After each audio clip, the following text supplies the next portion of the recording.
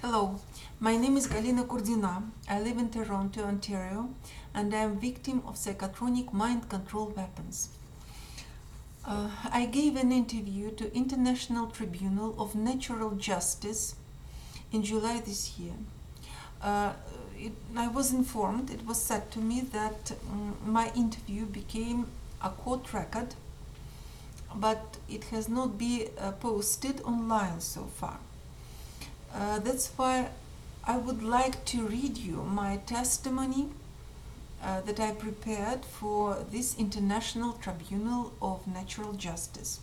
Of course, I hope that my interview will be released and will be posted, and I will be able to put it on my channel. But at this moment, I would like just to read you my testimony.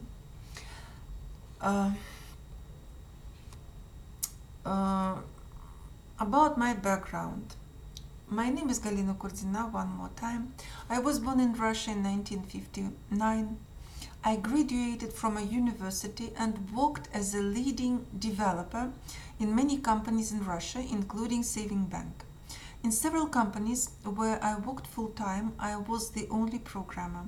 I worked as an information technology consultant for other companies in parallel with my full-time jobs.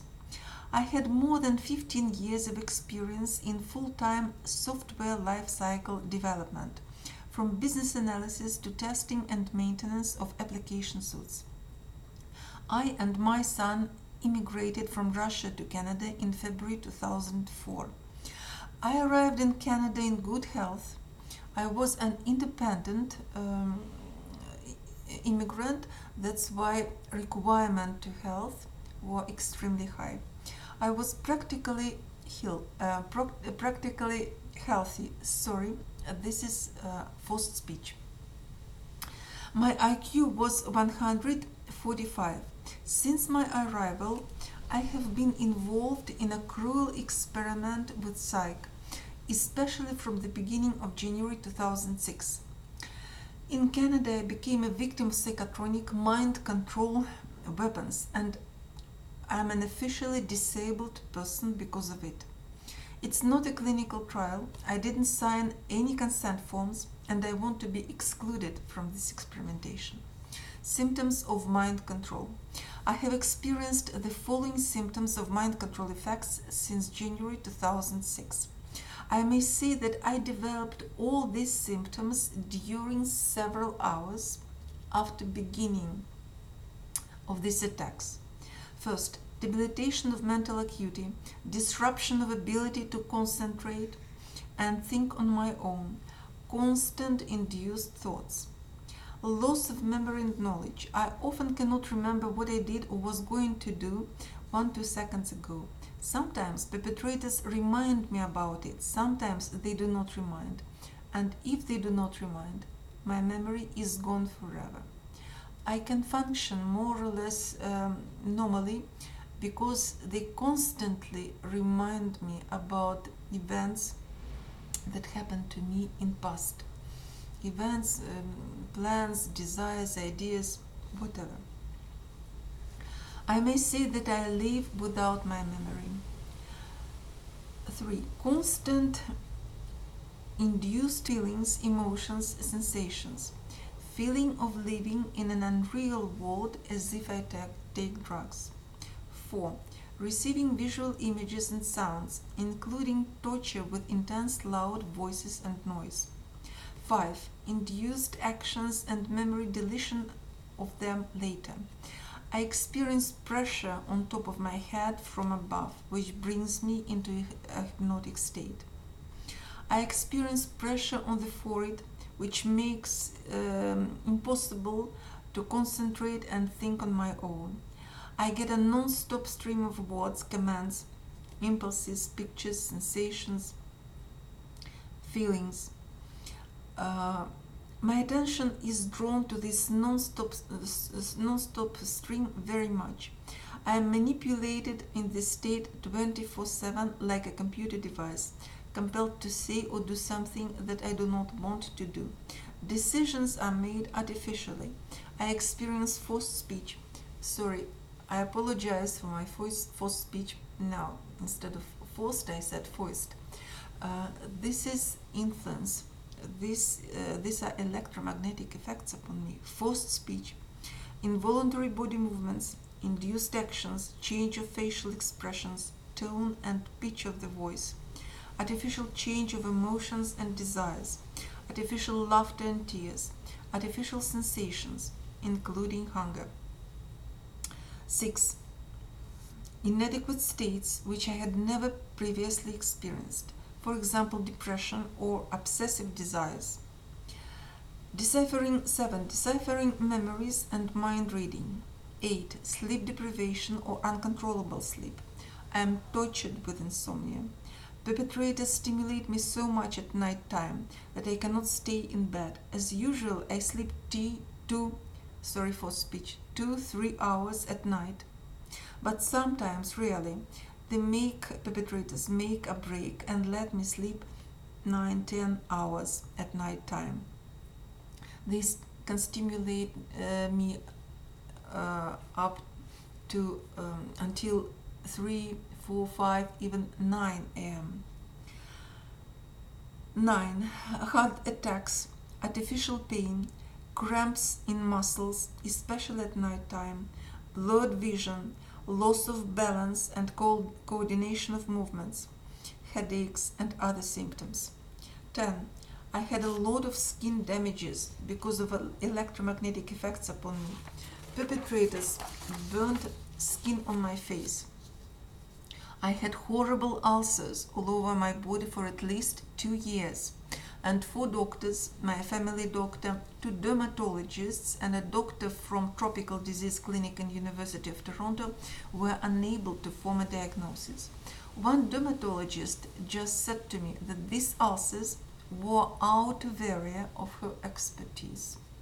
Sometimes I experience enormous itching. Massive amounts of hair fell out during 1-2 months in summer 2016. I cannot say to you that I am tortured extremely, because people do not survive after extreme tortures, but level of constant mind and body control is extreme, upon me is extreme. A little bit about my life in Canada. There was a job crisis in Canada in 2004 when we came here. It was impossible to get an IT job in Canada without Canadian experience, and I decided to get Canadian education first.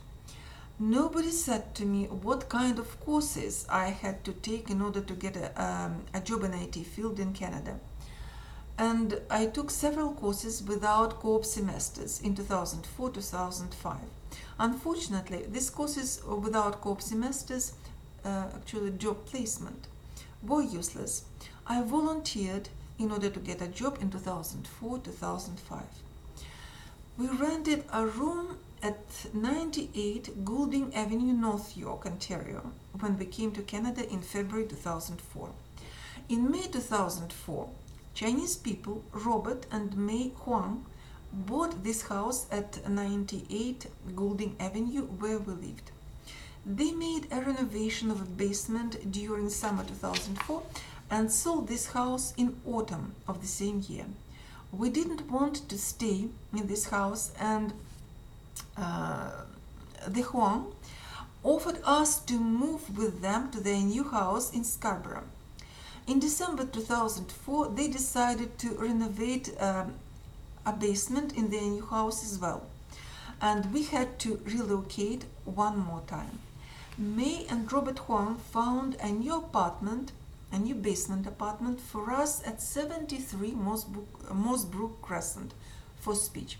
73 Mossbrook Crescent, Ontario, Scarborough, Ontario. That was how we got there in January 2005. We rented this basement apartment till October 2006. I am sure that another tenant and friend of new landlords, his name is Li Chen, he carried out these fascist experiments with psych upon us. This Dr. Mengele arrived for speech, arrived at 73 Mossbrook Crescent in March 2005 and started assaults upon me and my family, my son. The landlord's son, Yu Xion Lee, his English name was Charles Lee, said to me that Li Chen had worked for Chinese government for 10 years.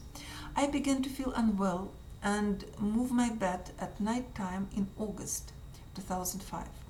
I experienced loss of memory, especially when I took exams or job interviews. At the end of sentences in tasks, I could not remember what I had read at the beginning of the sentences. I think that I was implanted with nanomaterials during one-day examination with full anesthesia.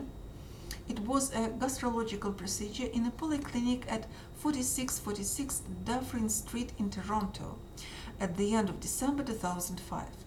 We called this polyclinic Jewish since most of doctors and patients there were of Jewish origin. Dr. Sarah Pliam, who was my family doctor until January 2006, referred me to this surgery. I am sure that Dr. Sarah Pliam was aware of these experiments upon me. I claim that Dr. Sarah Pliam fraudulently, obtained my permission to disclose medical data to other doctors in 2005. She didn't explain to me the purpose of this disclosure. I signed this paper because I thought that if anything had happened to me and Sarah simultaneously, Sarah's children, Naomi and Liu, family doctors in the same polyclinic at 4646 Dufferin Street, Toronto, would have helped me. I have never ever given a permission to disclose my medical data for these experiments with psych. Her daughter, Dr. Naomi Pliam, reviewed my medical history and chart. Dr. Sarah Pliam said that she had found 2 references for me made by Dr. Naomi Pliam in my medical file and showed them to me at the end of 2005. The references were made regarding problems with throat and bones. Sarah Pliam asked whether I had contacted Dr. Naomi Pliam before, and I answered that I had never ever booked appointments with Naomi and never seen her for any medical reasons. Dr. Sarah Pliam told me to set appointments, to book appointments with 2 doctors in the polyclinic at 4646 Dufferin Street because of these references. She said to me to cancel these appointments later, but she didn't say that these references were made for somebody else or put in my file by mistake. These references were made for me, and they had name Galina Kurtina. But the main thing was that at the beginning of 2006, Jews started following and openly watching me in this polyclinic. When I saw Sarah Pliam in January 2006, it was clear for me that she disclosed my data to some people whom she knew, and she discussed it with them and knew the purpose of these experiments. She said to me at the beginning of an appointment in January 2006, "Do not think of any silly things." It wasn't an answer to my question. She just advised me not to think about stupid things at the very end of my appointment. Several people who spoke Russian joined Li Chen at 73 Mossbrook Crescent in Scarborough in January 2006. I heard their activity and voices and saw their faces in the house from January 2006 to March 2006. I never heard Russian speech and saw only people of Chinese origin in this house before January 2006 and after March 2006. Since January 2006, I saw Li Chen in several situations that directly pointed to his involvement in the events that I am describing. Furthermore, activities and speech that I heard on the main floor of that house matched 100% what I received through microwave hearing. Microwave hearing means voices, sounds, noises in heads of victims These effects may be done by microwave weapons or ultrasonic equipment or even lasers. Just it is called microwave hearing. For example, in the middle of January 2006, perpetrators said to me by means of microwave hearing to go out and meet a person in front of the house. I went out and saw Lee Chan. He went out too and stood on the porch waiting for me. There was nobody else in the street. I use a perfume Chanel No. 5, and I heard that somebody had asked on the main floor before I went out, "Is Chanel No. 5 okay for you?" There were a lot of similar situations. On the 13th of January 2006, I got a trauma of the forehead and left temple. I felt a sharp pain on the left side of my forehead. My speech was deteriorated after that. I saw bloody letters in books and did not understand meaning of well-known Russian and English words when I was trying to read. I heard laughter and Russian speech on the main floor of the house after the trauma. She is looking in the book. She is trying to find out whether she can read or not.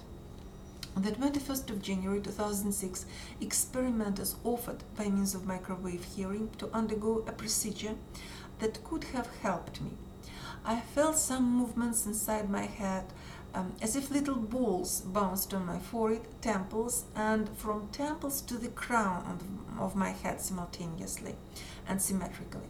After that, balls bounced in the middle of my head from the forehead to the top. After that, beams crossed lines on my forehead, temples, crown, from inside simultaneously and symmetrically. It temporarily improved my state, but I still read with difficulties. Perpetrators offered by means of microwave hearing another procedure in February 2006. It resembled acupuncture on my left temple and almost restored my health. I was able to read and understand as I did before. At the end of February, sorry for my first speech. At the end of February 2006, I went to Ottawa and reported about this crime in an office of United Nations organization. I came back home from Ottawa at the beginning of March 2006, and perpetrators said to me that they had included me in the most extreme phase of this experiment and were going to create a hybrid of a computer and a human being in order to suppress my will and manipulate me as a biorobot. They said that they did it because I didn't obey their commands, went to hospitals, doctors, reported about this crime to the United Nations office in Ottawa, etc. I started experiencing severe headaches, hard pressure on my head from above, heavy waves from the top of my head to the bottom, and from the bottom to the top of it. When I experienced heavy waves, I lost memory, was not able to remember what I had read and studied, didn't accumulate knowledge and experience. When I experienced pressure on forehead, temples, eyes, and ears, I was unable to focus, analyze, think on my own, read and understand meaning of sentences, analyze and make my own decisions, speak properly. I lost coordination of movements, felt dizzy. Perpetrators substituted their thoughts and emotions for my own and made me perceive them as if they were mine. Sometimes I was not able to distinguish their thoughts and mine.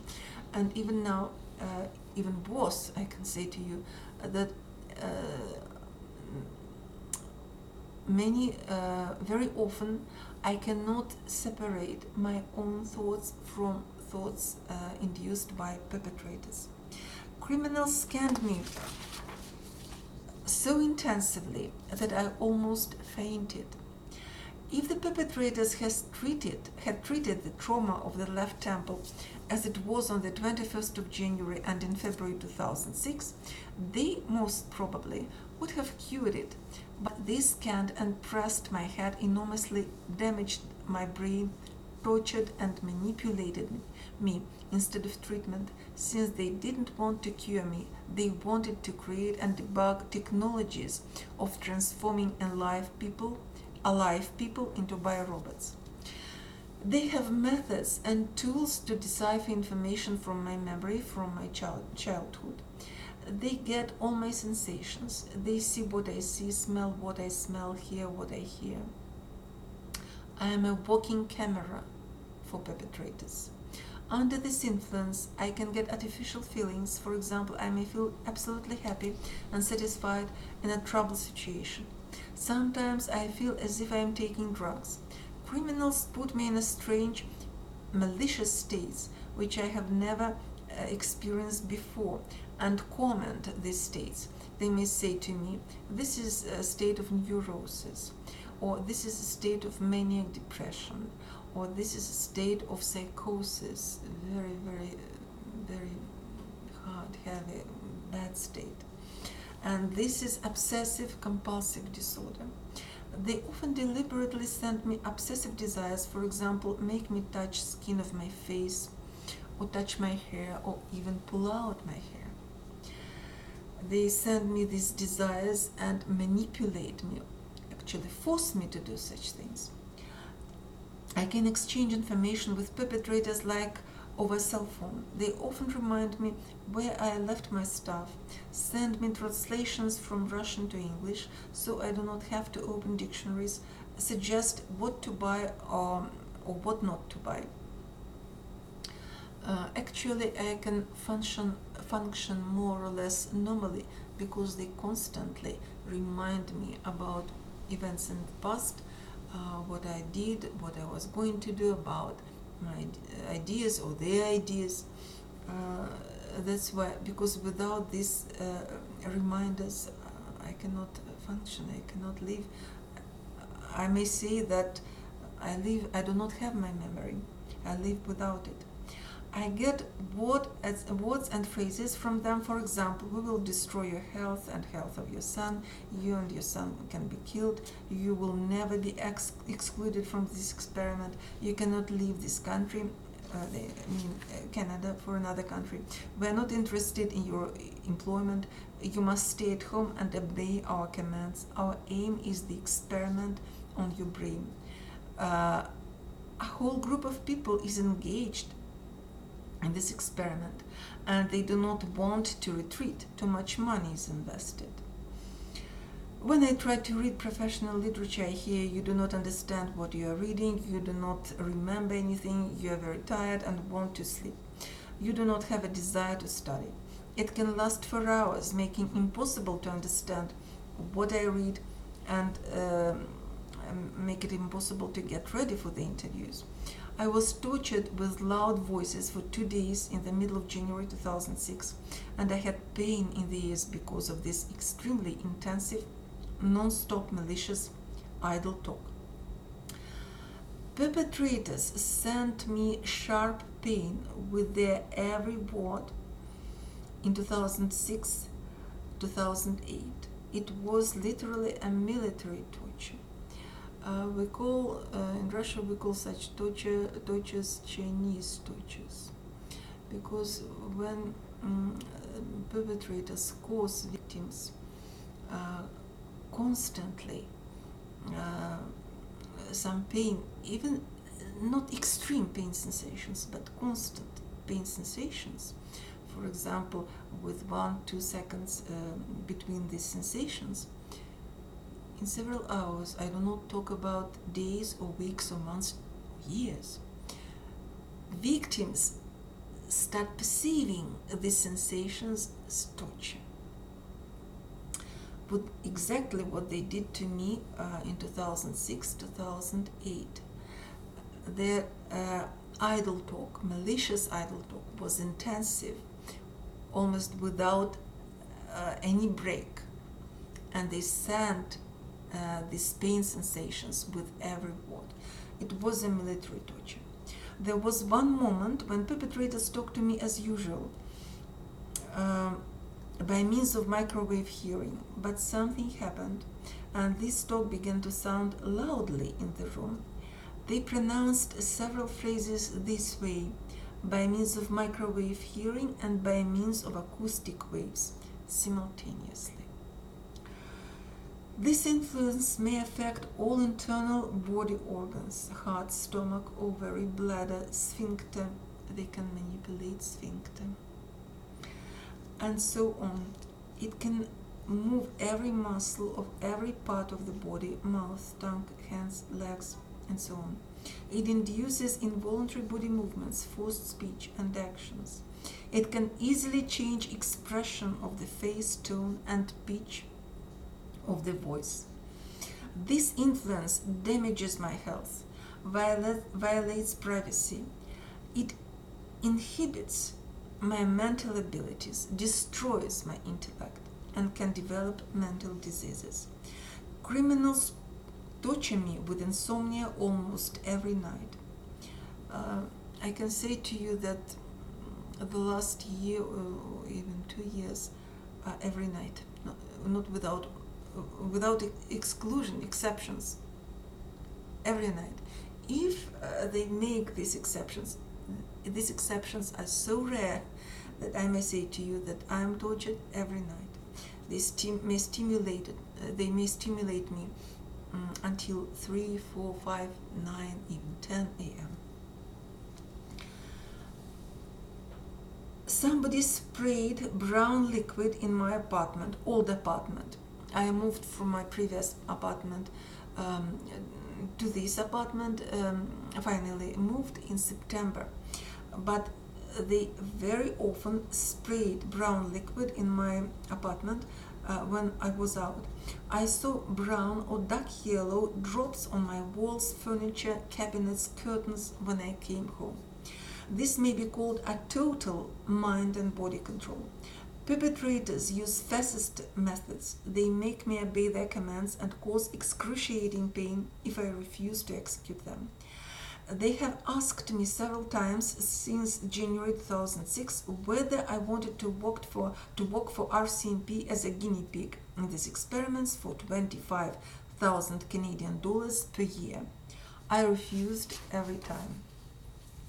Technology of handing me over for these experiments, this is my opinion, but most likely it happened this way. Somebody wrote false denunciations against me. Canadian police or intelligence started an investigation. Dr. Spliam passed my medical data to police or intelligence. Perpetrators implanted me with nanomaterials during one-day examination in a polyclinic at 4646 Dufferin Street, Toronto, at the end of 2005. Canadian police or intelligence came to 73 Mossbrook Crescent, Scarborough, and discovered the Chinese affected and experimented on our family, seized their technology, the equipment. I heard their voices on the main floor of house at 73 Mossbrook Crescent. Miracle, miracle. It was said in Russian. Чудо, чудо. It means, in English it sounds miracle. Canadian police or intelligence didn't stop these experiments upon us, but joined Chinese government agents and sold us for these cruel fascist experiments with psych. Perpetrators scanned me and deciphered information from my brain, found out that I didn't commit any crimes, didn't collaborate with any intelligence service or KGB, for example, that I was absolutely defenseless. I can say that they didn't ask me any serious questions regarding KGB. I do not talk about like interrogations. No, they didn't ask me about my work for KGB. It was clear for them that I had never ever worked for any intelligence, including KGB. It was evident for them that I had never worked for it. They interrogated me about other topics, but not about my work for KGB. No. On the 13th of January 2006, they inflicted serious trauma of the left temple. After trauma, perpetrators threatened to kill me, make me insane, deprived of sleep, tortured with very intensive idle talk and loud voices, offered me to work for RCMP as a guinea pig, told me that my son was involved in these experiments as well. They told me that he was just affected differently. When they threatened to kill me or stimulated genitals, they sent me artificial sexual sensations. I went out at night time and walked along the streets in Toronto. There were several real attempts to kill me in 2006. Perpetrators started the extreme part of this experiment in March 2006. As they suppressed my ability to think on my own, to analyze, focus, deleted my memory, knowledge, skills, and actually transformed me into a biorobot, computer device. I am absolutely sure that I am still alive, that I still live, because many people with contradictory aims, goals, and purposes take part in this criminal experiment. Perpetrators say to me, many people, so-called operators, take part in our game. Some of them are employees of Canadian and Chinese medical companies. Canadian intelligence service knows of it but does nothing. It means that if they do nothing, it means that they sanction and are completely responsible for these crimes. At the beginning of 2006, a brain exam detected a tiny round body, 5 millimeters in diameter, as I can remember, low T1W and high T2W signal intensity.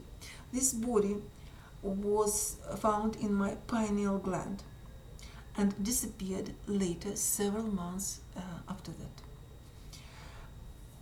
I was unable to look for a job and had to suspend my participation in an employment placement program, Gateway Cafe, at the beginning of February 2006.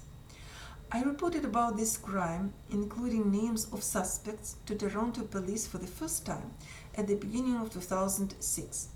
I didn't know anything about mind control experiments and psychotronic weapons at the time. That was why I used words radiation, radiated, when I talked to them. I begged them to come to 73 Mossbrook Crescent and interrogate my landlords and their tenant. They refused to do it and just directed me to medical doctors. That's it, go to health department. I was diagnosed I went to my family doctor. After that I was directed to a psychiatrist and diagnosed with psychosis by psychiatrist Dr. Gratza. I was diagnosed with delusional disorder by psychiatrist Dr. Diev, both in June 2006.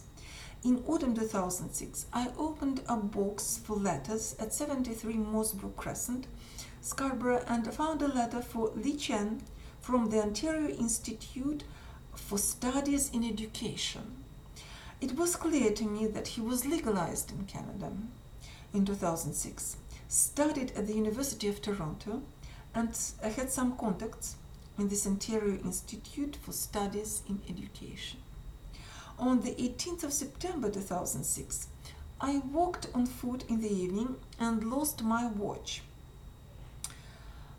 I cannot remember at all how it happened. They deleted my memory. Next day, I said about it to perpetrators in the morning before my studies in Seneca College. When I was returning from the Seneca College on the 19th of September, about 4 p.m., I found the same watch, not my watch, another watch, the same but absolutely new, in front of the 73 Mossbrook Crescent, where I lived at that moment. It was really brand new, Its inside surface wasn't worn out, and there were all sections in the bracelet. When I bought the first watch in the spring of 2004 in the Centerpoint Mall at the intersection of Steeles and Yonge in Toronto, I asked to remove one section because a standard bracelet was too large for me. But perpetrators didn't know that I removed one section. I paid for this removal. And they left absolutely new watch with all sections. And this bracelet was too large for me. It proves that these perpetrators lived in Toronto and attacked me there in 2006. Attacked me from Toronto, from there. It proves that it was perfectly possible for police, RCMP, or for example military intelligence, whatever, to start an investigation and find criminals. But they did nothing. It proves that the Toronto police, RCMP, and Canadian government sanctioned and covered these crimes. That's why they're completely responsible for them. The experiments with my psyche were used to sabotage my studying in Seneca College in 2006-2007. Daily co-op job routines and efforts to find a job, since criminals needed human subjects for extreme experiments with psyche. The perpetrators prevented me from finding and securing a job. I graduated from Seneca College in August 2007 and started a co-op job in Royal Bank of Canada in September 2007. I was affected by intensive idle talk, malicious idle talk, hypnotic states and manipulations from 9 a.m. to 5 p.m. every day, to such an extent that I began to work only after 5 p.m. every day during the co-op semester. I applied for disability determination since I was being attacked all the time, 24/7, and not able to secure any job. I have received disability income support since October 2008. Experimenters brought me in a grave hypnotic state when I was going along a bridge on McNichol in 2008, manipulated me and sent an obsessive desire to jump down from this bridge. People can commit suicide in such state. It's true. They just suppressed my ability to think. They suppressed my feeling. I just didn't feel anything, even no any danger, or I wasn't scared. I felt nothing. And they moved my body and pushed me to the very edge of this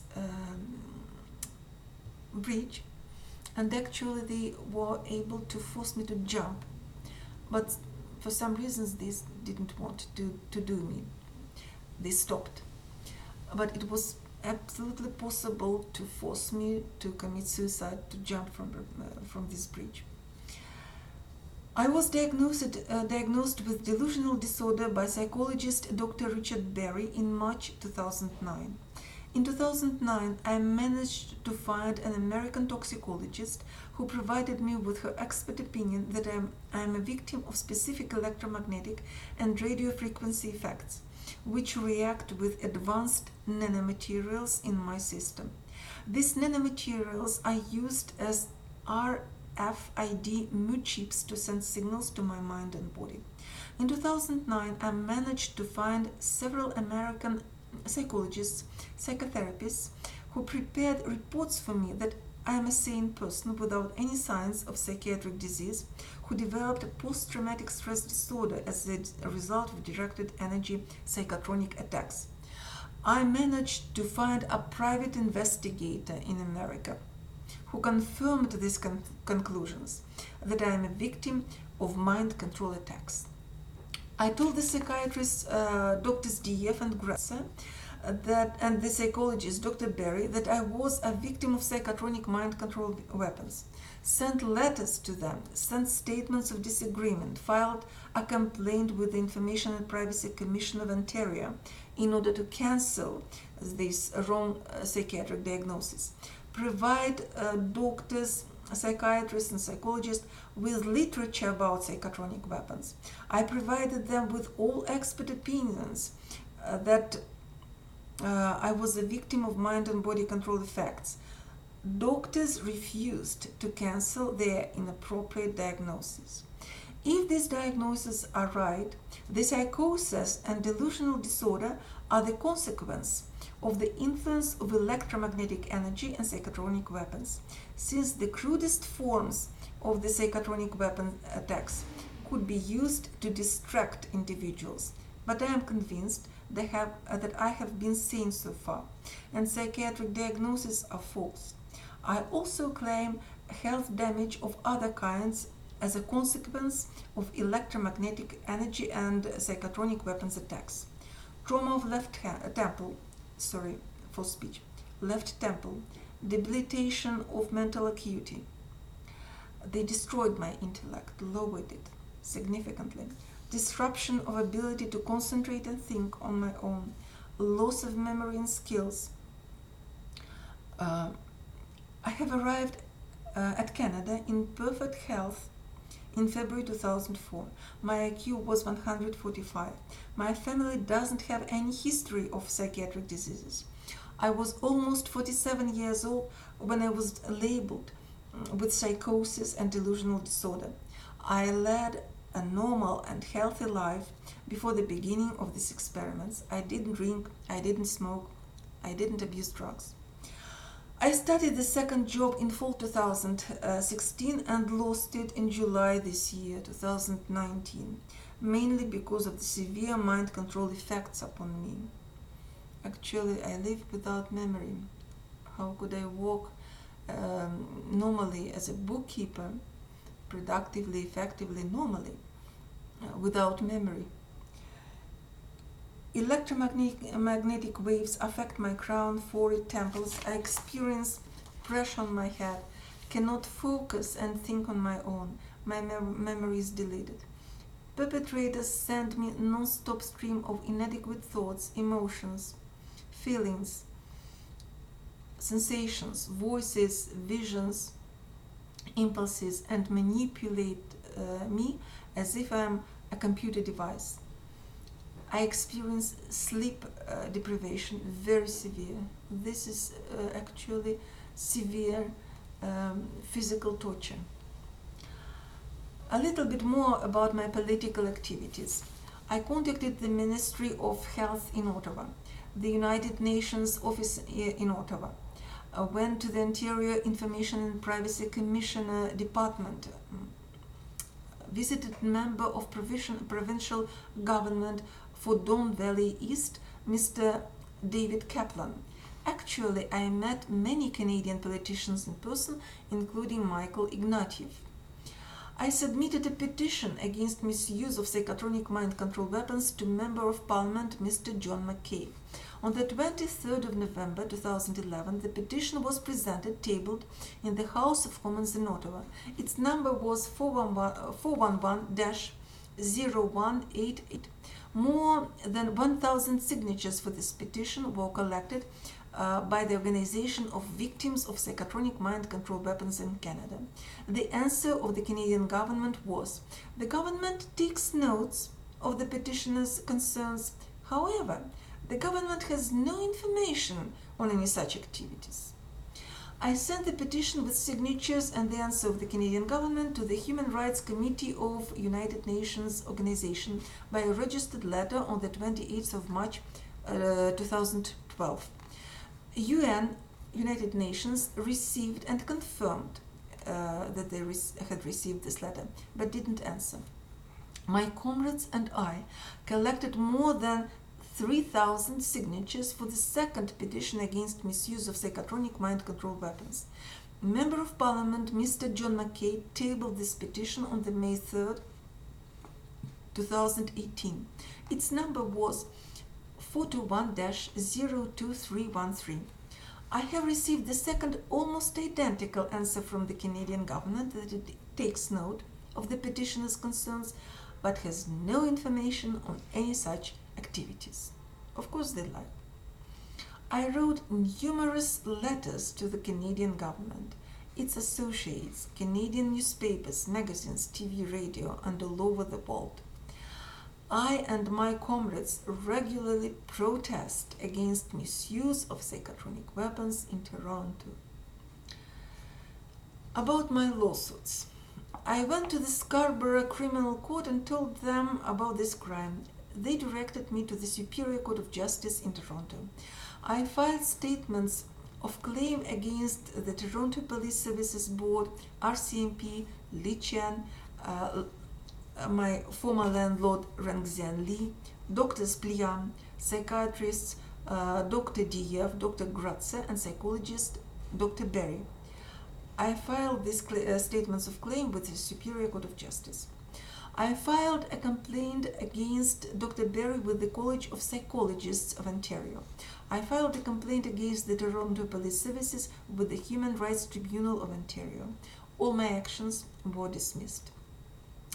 Justice Romain Pitt, Justice of the Superior Court of Justice of Ontario, Romain Pitt dismissed my lawsuit against the Toronto Police Services, RCMP, Li Chen, Rangxian Li, and Dr. Spliam, because he neglected noting in default of Li Chen and Rangxian Li. Justice Pitt didn't let me examine Constable Corby from the 33rd Division of Toronto Police Service and get proofs of the Toronto Police negligence. The point is that Constable Corby came to my place on the 6th of February 2008 and confessed that he was experiencing noises and sounds in his head at that moment on the 6th of February. So if I had examined him and got his report, his testimony in writing about these effects, I would have proved negligence of the Toronto Police Services. But justices and masters, they didn't let me examine Constable Corby. Justices Perel and Perkins dismissed my lawsuits against psychiatrists Drs. Diev and Gratze because they didn't want to take into consideration expert medical opinions from psychologists Spanier, Steiner, and Myers that I was a victim of psychotronic weapons and showed no evidence of any kind of psychotic disorder, but developed post-traumatic stress disorder as a result of mind control effects and wrong psychiatric diagnosis. They justices demanded expert medical opinions from psychiatrists in Ontario regarding negligence of Drs. Diev and Gratze. It was wrong, since clinical psychologists and just psychologists can form psychiatric diagnosis, and diagnostic system for psychiatrists and psychologists is the same. That is why psychologists and psychiatrists have the same standards of diagnosis, and psychologists are qualified to opine diagnosis of psychiatrists. One more time, psychologists and psychiatrists, they have the same diagnostic system. They use the same diagnostic system, the same books, the same Bible, DSM-4, 5, and so on. That's why psychologists can opine diagnosis made by psychiatrists. My lawsuits against Drs. Diev and Gratze were dismissed because I was unable to find a psychiatrist in Ontario who agreed to write an expert medical report for these lawsuits. All psychiatrists to whom I was referred by my physician refused to see me, and my family doctor, Dr. Maged Ibrahim, refused to refer me anymore because these referrals took too much of his time preparing of these referrals. Psychotronic weapons attacks and negligence of the police might have been proved in court. If Constables Corby and Khan had been put on oath and testified microwave hearing in my room on the 6th of February 2008. I tried to examine Constable Corby for my actions against psychiatrists Drs. Diev and Kretz in the Superior Court of Justice for Ontario. At the first motion, it was set to examine Constable Corby orally. I called Constable Corby and asked to set date and time convenient for him to come to a reporting service and be examined orally before a pending motion. He refused to be examined and said that I should not come to the 33rd Division of the Toronto Police Services with any court documents for him. I brought another motion to examine him by means of written questions, since there was no way to examine him orally. Mr. Robin Squire, a lawyer for the Toronto Police Services Board, said to Master Hawkins at the motion against Dr. Grazia on the 19th of May 2009. Mr. Robin Squire said, if plaintiff, I was plaintiff, examines Constable Corby, she will get a proof of the police negligence. Furthermore, Mr. Robin Squire asked Master Hawkins not to mention these words in the transcript of the motion. I repeated his words of Mr. Squire, in the Court of Appeal on the 15th of December the same year, 2009, where I asked to send the case back to the Superior Court of Justice and let me examine Constable Corby. Mr. Robin Squire was at this appeal hearing and heard my words about his words on the 19th of May, but didn't object, didn't sue me, didn't object, didn't report about any false testimonies. He didn't object what I reported to the appeal court about his words at this motion on the 19th of May. I ordered a transcript of this motion in the Superior Court of Justice and was unable to find this phrase of Mr. Robin Squire. If plaintiff examines Constable Corby, she will get a proof of the police negligence. It disappeared from this transcript. Sorry for speech. Master Hawkins did exactly what Mr. Robin Squire requested him to do. He removed a phrase of Mr. Squire from the transcript. About my struggle with police and RCMP. I have reported more than 10 times to the Toronto Police Services, provided them with my symptoms and names of the suspects, Lee Chen and family of landlord at 73 Mossbrook Crescent, Scarborough. First and second time I reported to the Police Division number 41 in January 2006. Both times, police officers sent me to doctors and refused to start investigation. I reported to Police Division number 42 and said to them name of the suspect Lee Chen, but police officers refused to investigate. I reported to Police Division number 33 and talked to Police Officer Thompson on the 29th of December 2006, told him my story and provided him with the name of the suspect Lee Chen. He refused to start investigation and suggested to go to a doctor. I reported to Police Division number 33 and talked to Police Officers Castle and Nicholas on the 16th of December 2007. I told them name of the suspect Lee Chen, but they refused to investigate. Officers Castle and Nicholas offered to give me a lift to the Scarborough Grace Hospital to a psychiatrist. During this ride to the Scarborough Grace Hospital, Police Officer Castle asked me twice, "What do you think? What government affects you? Maybe Russian?"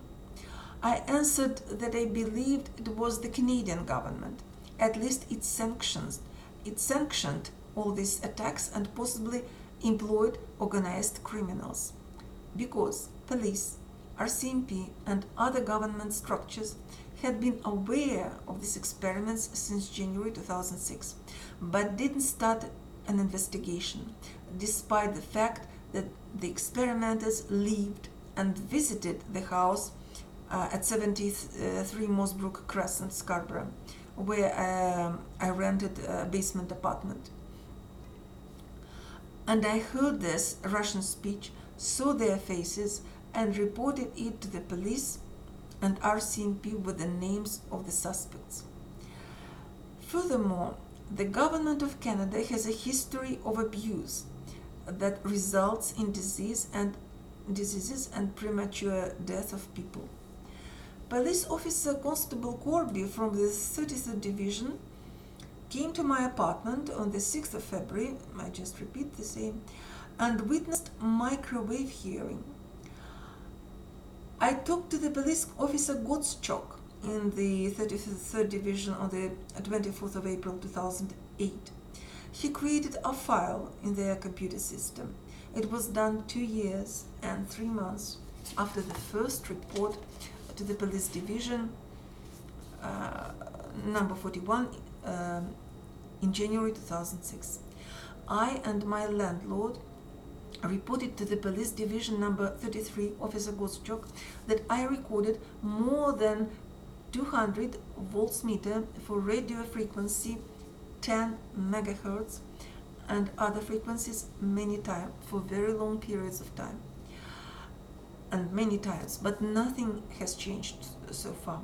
On the 20th of June 2012, I reported that I was under psychotronic mind control influence to Mr. Sheldon from Mobile Crisis Program and police officer Aiden, her number was 9235, EYDEN. Sorry if I pronounce her name wrongly, Aiden, from the 43rd Division of the Toronto Police, who came to my place. Aiden said to me that she didn't know and didn't understand anything in electromagnetic weapons. Furthermore, she told me that police do not investigate crimes committed by electromagnetic weapons. She insisted that an assault by means of electromagnetic weapons is not an assault at all. So you can injure or even kill a person by electromagnetic weapons. In her opinion, it's not an assault, it's not a crime at all. She did not want to listen, interrupted me, and said that she didn't want to hear my symptoms and extracts from my medical records.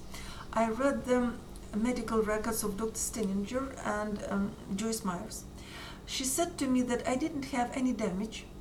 After I had read medical records of Joyce Myers, that I developed post-traumatic stress disorder as a result of electromagnetic attacks. So she didn't see any damage made to me. She denied that it may be that I have a psychiatric disorder and I am a victim of psychotronic weapons at the same time. And she sent me to psychiatrists. On the 11th of November 2012, officers from the 43rd Division of the Toronto Police Services, Poole, Mr. Poole, number 9936, and Mr. Da Silva, number 10675, came to my place. They asked to send to Detective Redfern, number 5961, all proofs of psychotronic mind control effects upon me that I had. I sent to Mr. Redfern 2 email letters with reports of Drs. Steninger, Steiner, Joyce Myers, and a report from a private investigator, Melinda Kidder. On the 19th of November 2012, I called the 43rd Division of the Toronto Police Services and asked a police officer to pass to this Detective Redfern my phone number, but he didn't call me back. I called Detective Redfern on the 25th of April 2013 and asked him about number of file, and he didn't say it to me, but confirmed that he had started an investigation. I called Detective Redfern approximately 3 times in total, but his responses were the same: I do not know anything. I feel worse with every passing day. I experience pressure on the top of my head from above. Blurred vision, sleep deprivation, hypnotic states, inability to think on my own, induced thoughts, voices, sounds in my head, loss of memory, forced speech, involuntary body movements, induced, triggered actions, loss of balance, loss of coordination of movements, headaches, 24/7, except time when I sleep. I needed immediate assistance from the emergency service, and I called 911 on the 1st, 2nd, and 3rd of June 2013. PC Clark, number 10772, PC Gonzalez, number 5417, and Sergeant Denny Dion, or Dion, D-I-O-N, sorry if I pronounce wrongly, number 6143, came to my place with 3 paramedics on the 3rd of June 2013. They referred me to psychiatrists, reported to me that they didn't have any equipment or training to measure electromagnetic frequency, explained to me that they worked for the Canadian government and were unable to investigate crimes committed or sanctioned by the government. I and other targeted individuals reported about these crimes to the 52nd Police Division on the 15th of May 2016. I reported to the 43rd Police Division one more time in summer 2016. The Toronto Police have not provided me with any official information about the investigation so far, and I need this information because I do not believe in any unofficial police investigations. They have not called me, they have not sent me any letters, they have not come to me, they have not asked any questions, they have not brought any equipment to measure radio frequencies so far. There are no results of the investigation, any investigation. And it means that there have been no any real investigations so far. It means their absolute negligence and continued discrimination against me.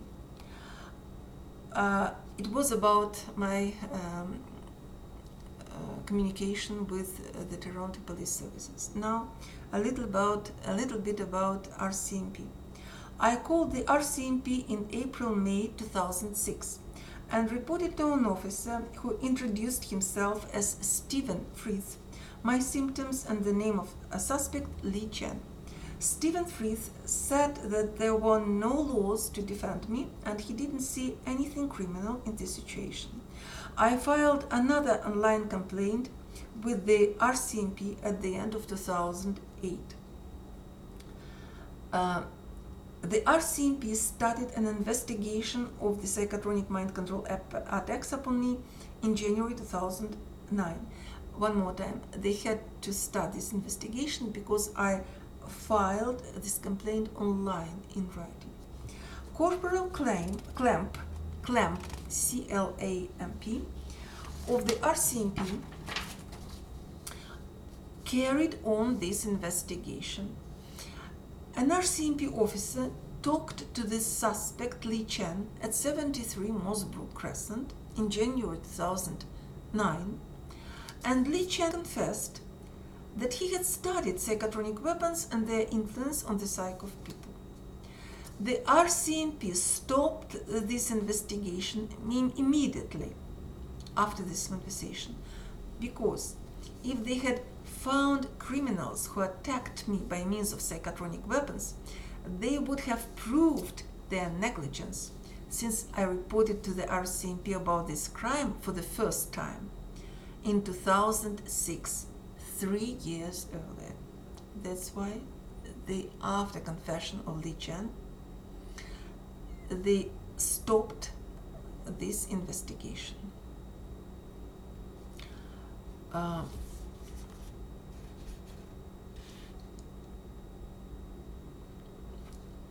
Corporal Clamp said to me that they needed additional evidences. I provided them with medical records from Dr. Steninger, with medical records from psychologists and psychotherapists from America, um,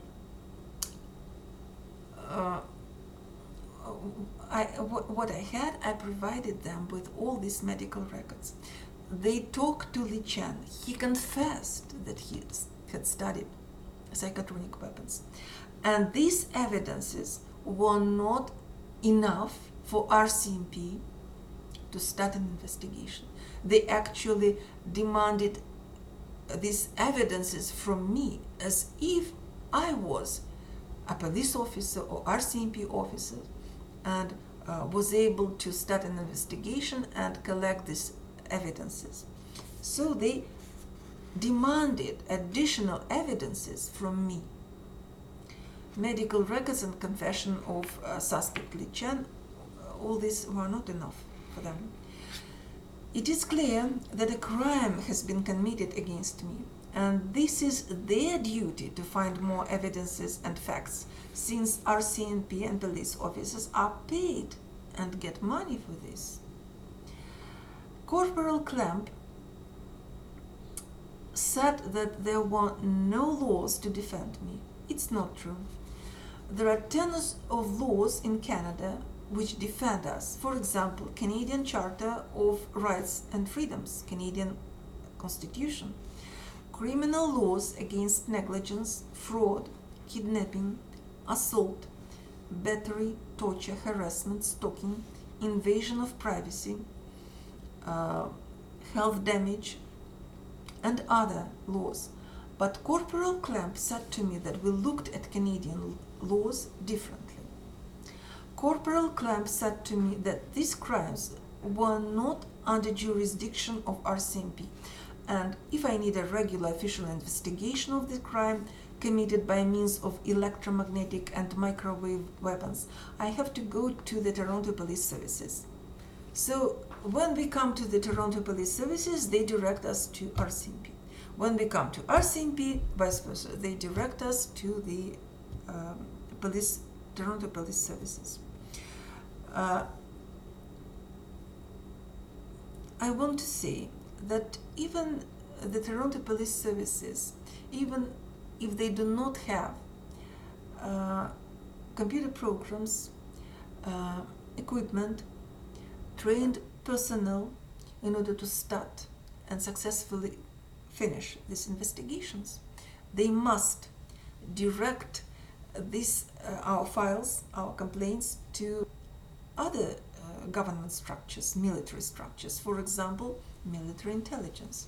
I can assure you that Canadian military intelligence, like military intelligence of other NATO countries, they have all this. They have all necessary to detect whether a particular person is a victim of these electromagnetic effects or not, and even to find perpetrators, to find and shut them down.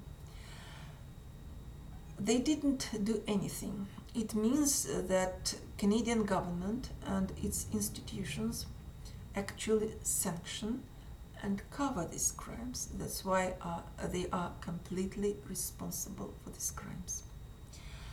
A little bit about my trip to the United States of America in September 2012. U.S. Homeland Security officers Piotrowski and his supervisor Metz refused to admit me to the United States in Buffalo on the 4th of September 2012. U.S. Homeland Security officers forced me to disclose my false psychiatric diagnosis and denied my entry to the United States. Supervisor Metz told me that he considered my behavior as abnormal, since I said that I have chips. I had and still have chips in my body. Metz intimidated me, hysterically yelled and screamed at me that I cannot seek for help of American doctors. My urgent demands are: first, seize and uphold the cessation of activities of described abuse permanently and forever. Second, compensate detection and removal of microchips by commercial experts. Disclose to me all records of the location of any electronic device inside me or outside the body affecting me. Third, supply me with all profiles, records and diagnoses, opinions and lists, as they pertain to me from the experiments or investigations done. Fourth, compensate pain and suffering, physical and mental harm,